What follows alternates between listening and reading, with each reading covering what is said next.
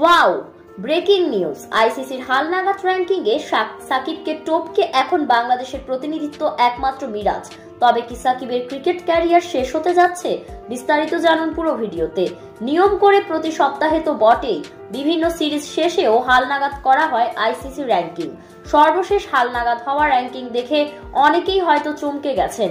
দীর্ঘদিন ধরে ওয়ানডে ফরম্যাটে শীর্ষ অলরাউন্ডার থাকাটাকে যিনি অভ্যাসে পরিণত করেছিলেন, সেই সাকিব আল হাসানের নামটাই নেই।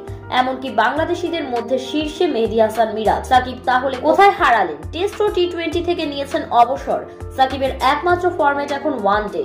সেই ওয়ানডে র্যাঙ্কিংয়ে কিনা তার নাম নেই। এর কারণ সাকিব গত এক বছরে কোনো ওয়ানডে খেলেননি। আর ইন্টারন্যাশনাল ক্রিকেট কাউন্সিলের নিয়ম অনুযায়ী এক বছর কোনো ম্যাচ না খেললে নাম ওঠে না আইসিসি র্যাঙ্কিংয়ে। তা তিনি সেই ফরম্যাটে যত সমৃদ্ধ পরিসংখ্যানের অধিকারী হন না কেন। এ ব্যাপারটি ঘটেছে সাকিবের ক্ষেত্রে।